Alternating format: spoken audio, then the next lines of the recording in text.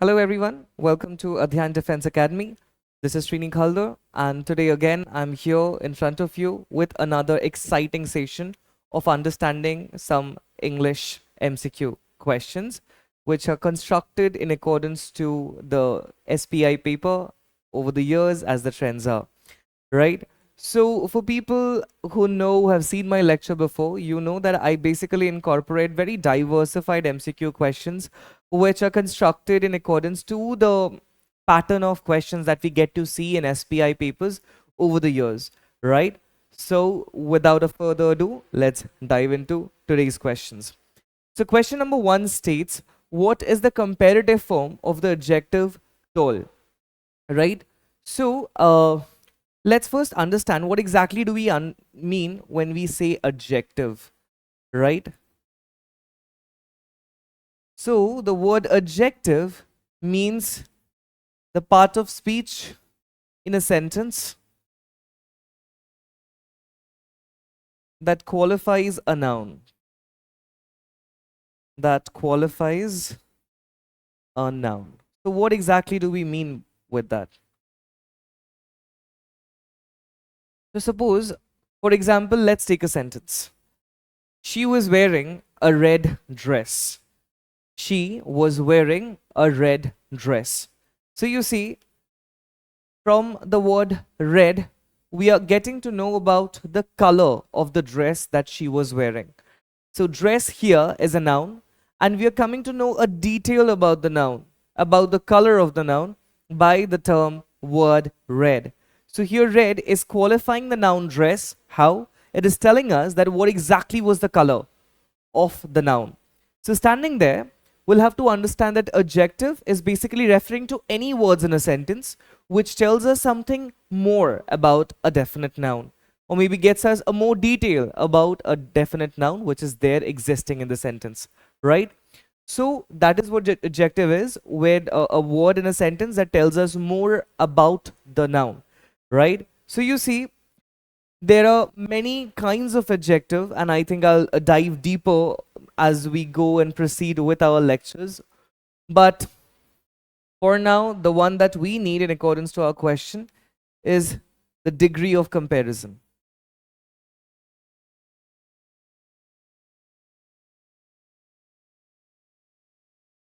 Right? So the degree of comparison. What exactly is the degree of comparison?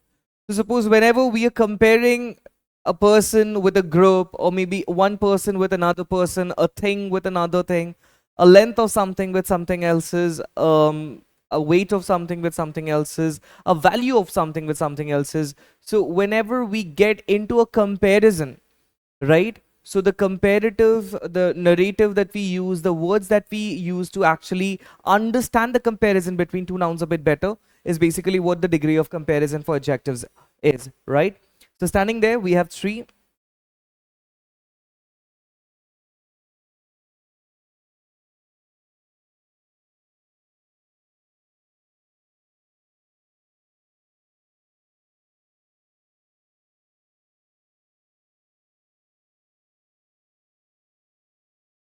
So you see, the same word tall becomes taller and then tallest. So the first one is nothing but a simple word, a characteristic. I can say that someone is tall. The second one, taller, is the comparative degree. Whereas the third one is the superlative degree. So standing there, whenever we are coming down to degree of comparison, there are three things we need to understand. The main form of the verb, whatever it might be. Then comes the comparative form, where the noun is being compared with one another. And the superlative form, where the noun is being compared with a group in general, right? So standing there, what is the comparative form of the adjective tall? So here the comparative form as listed here is taller, right? So this is the correct option. So suppose it goes on. So short, shorter, shortest, late, later, latest. Then you can come with beautiful, more beautiful, most beautiful, right? So far, farther, farthest. So we get along like that. Going to our next question, which part of the speech is the word beautifully in the sentence. She sings beautifully, right? So what are the parts of speech that we know of?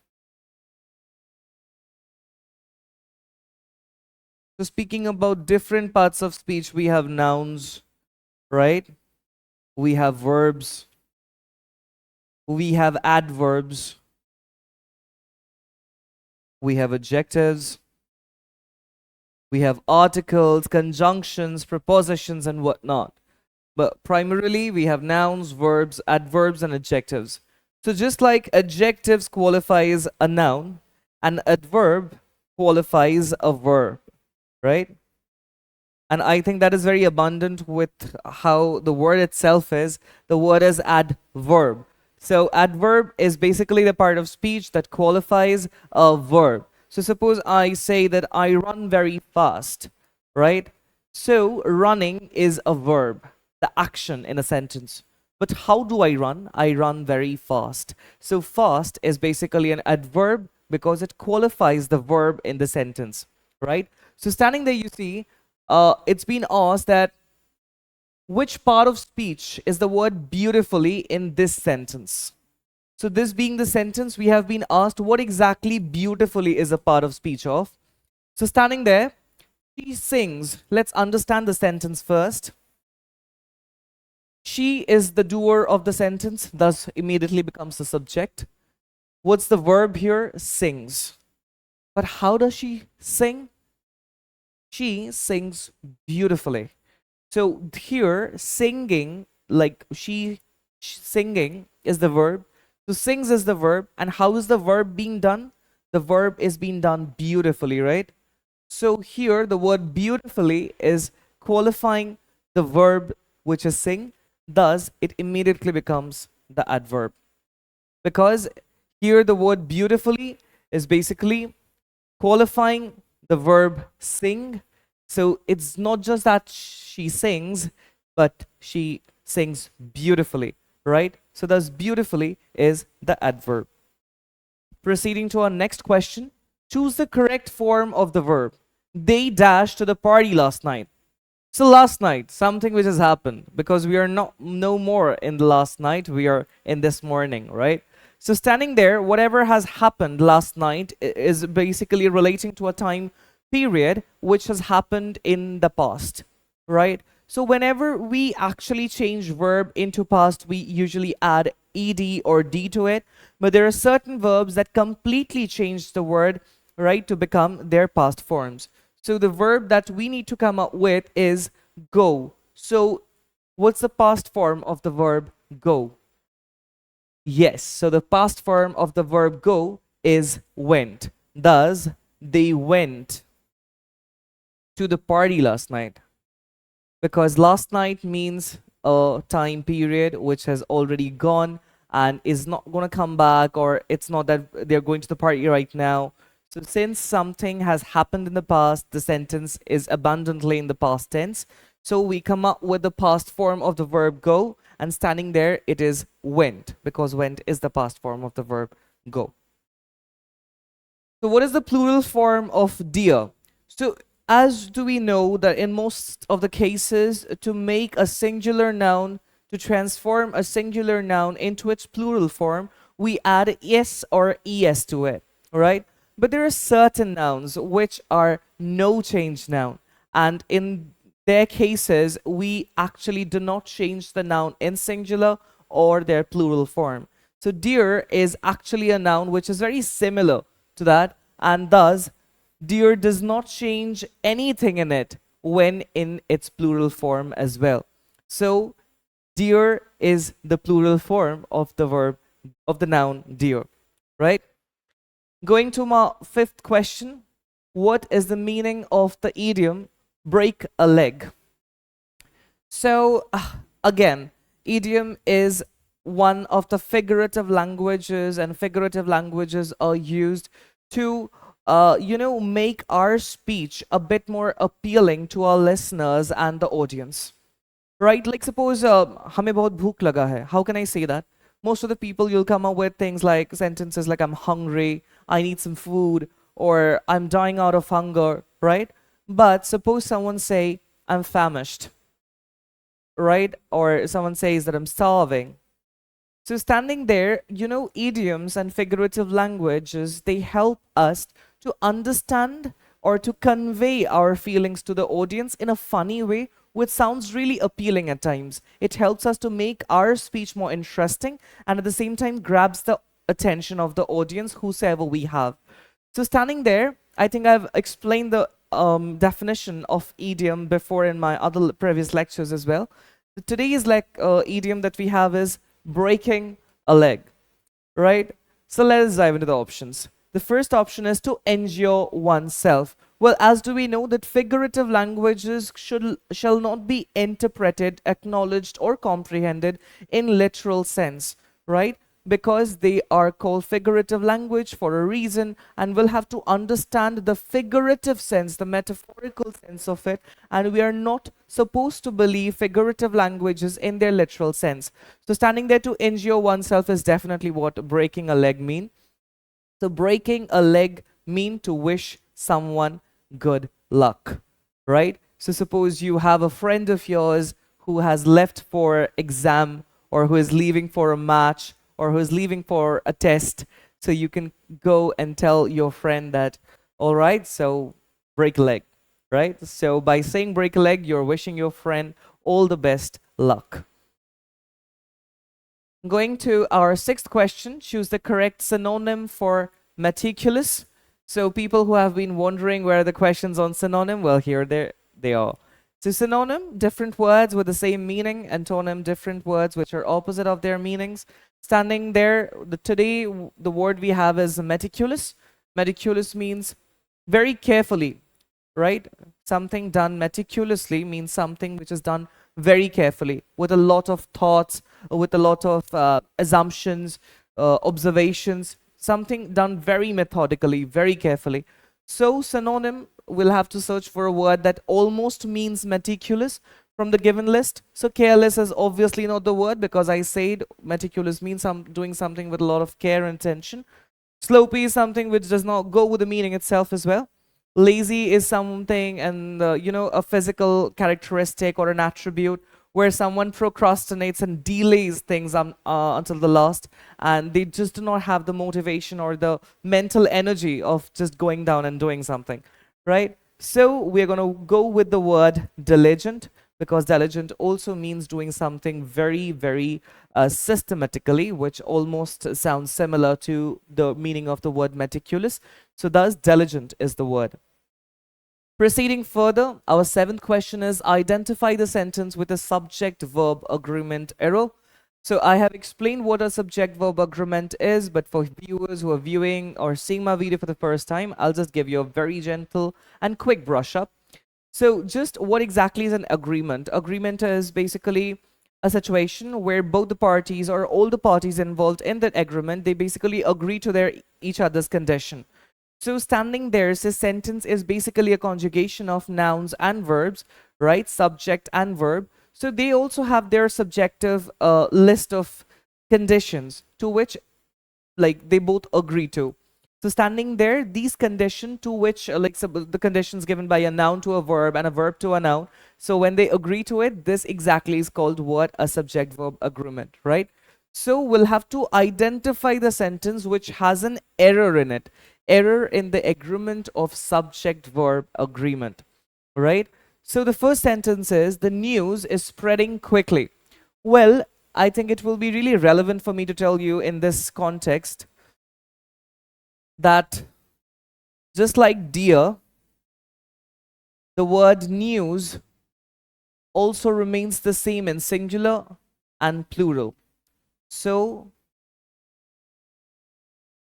the singular form of the noun news is news, whereas the plural form of the same is news itself, right? So news is again a noun that does not change in its singular and plural forms.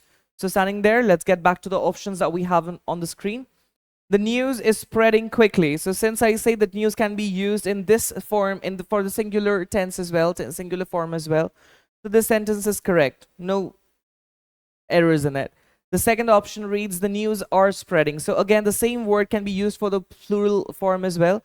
So no problem. The news were, so this is plural and past, exactly why were has been used. But see the last sentence, the news have spreading quickly.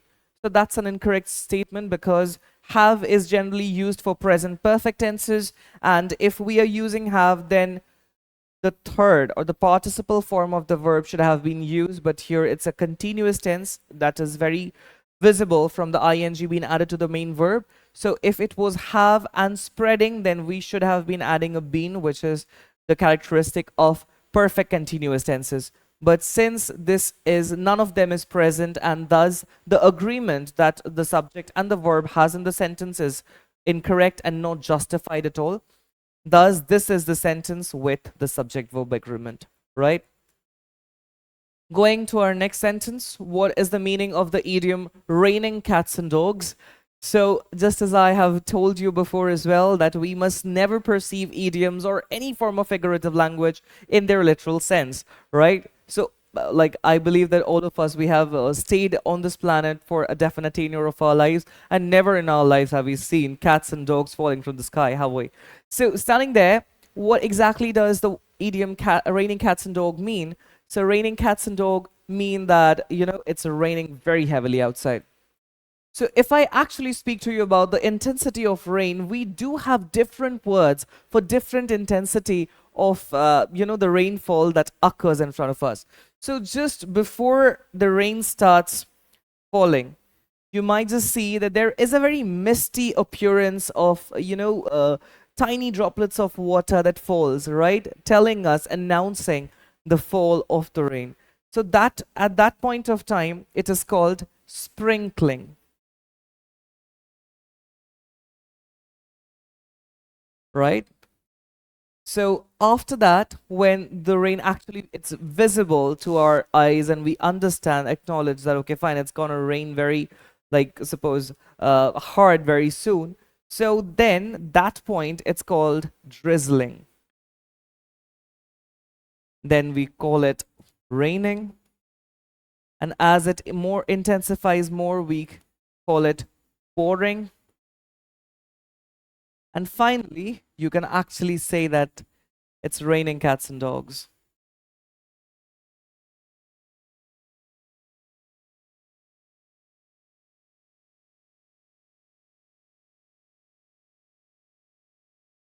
So, sprinkling is just when we get to see the mists outside and we do assume that it might just rain very soon. Drizzling is when the rain is visible, but it's not that heavy in its appearance. Raining is basically when we see rain outside and we hear the sounds as the, you know, the drops of water, they fall on the ceiling or maybe the sunshade of our window panes. Pouring is when it's very heavy rain, right? So heavy that you can hardly see whatever is around you. And finally, it's raining cats and dogs is when it has been raining heavily for a prolonged period of time. And, you know, there is no hope for the rain to stop anytime in near future. So you see the intensity of the rain, or the intensity of, what can I say? The intensity of the rain that we see outside can actually be divided and can help us to stratify them into different levels of words in accordance to their intensity.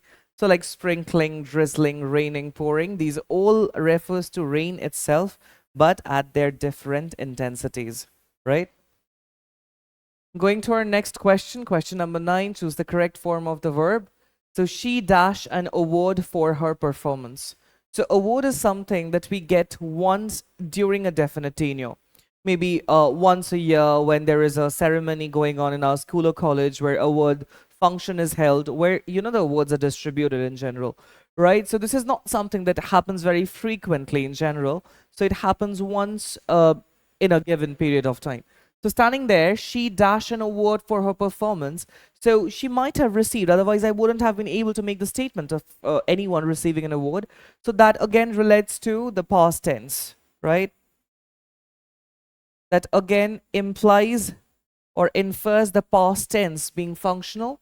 And since the verb is receive, so we're going to go with the past form of it, which is received. thus it becomes she received an award for her performance, because her very action of receiving an award for her performance is done, and anything that has happened and is not happening right now is basically the tense from the past. So exactly why we have used the past form of the verb receive, and thus the sentence becomes she received an award for her performance, right? Going to our last question, identify the sentence with correct punctuation. So as you might just understand from the sentences itself, that it's basically again a question. And whenever it's a question or an interrogative sentence, we conclude or end the sentence with a note of interrogation, or as you might just call it, the question mark. So this is basically the sentence which has the question mark at the end of it. So can I go to the party is actually the sentence with the right punctuation mark, and thus the answer. Lastly, as I have promised and I have started incorporating in my recent videos, I do keep a section for you people to comment on, right? So today's question is, what is the meaning of the word ephemeral? And I think this is something I've discussed in my last video, so if you have not seen it, you can go back and see it. And the next question is, choose the correct plural form of the noun man, the options being men's, man's, men, and menace, right? So yeah, that brings us to the end of today's session. I hope you enjoyed it. For latest video updates, and if you would want to keep us in your loop and you like whatever we do in here, please subscribe to our Instagram channel. We are there in Instagram with the handle name Adhyan Defense Academy. And if you would want to keep you updated with the latest videos and news as we circulate from the institute itself, you can please go or join our Telegram channel, again by the name of Adhyan Defense Academy. So that was all from my side for today. I wish to see you in my next video. Till then, you take good care. Have a great time ahead.